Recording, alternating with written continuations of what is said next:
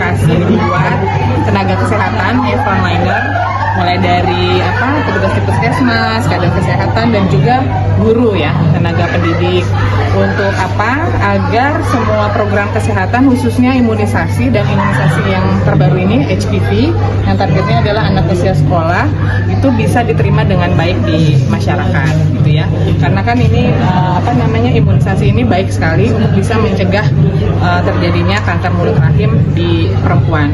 Nanti Bu Nani bisa ceritain betapa kanker mulut rahim itu jadi salah satu pembunuh perempuan tertinggi di Indonesia ya. Kasusnya per tahunnya 36.000 ya, total kasus 36.000, dan rata-rata kalau datang ke rumah sakit itu sudah di stadium lanjut sehingga agak sulit ditolong, itu makanya angka kematiannya tinggi.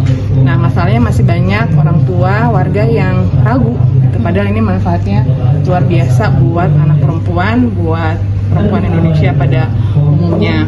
Nah, UNICEF coba kasih inisiatif nih kerjasama sama teman-teman Porkesmas, sama Dinas Kesehatan Kota, Dinas Pendidikan Kota Makassar untuk melatih para tenaga kesehatan guru.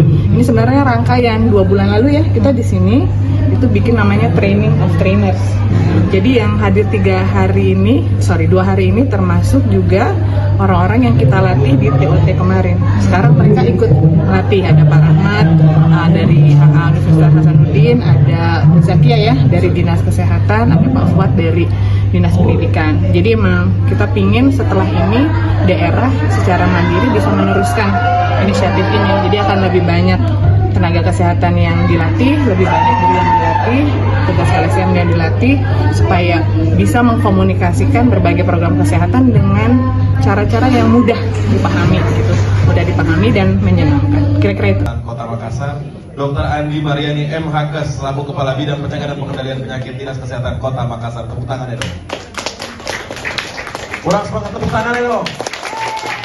Download Tribun X sekarang. Menghadirkan lokal menjadi Indonesia.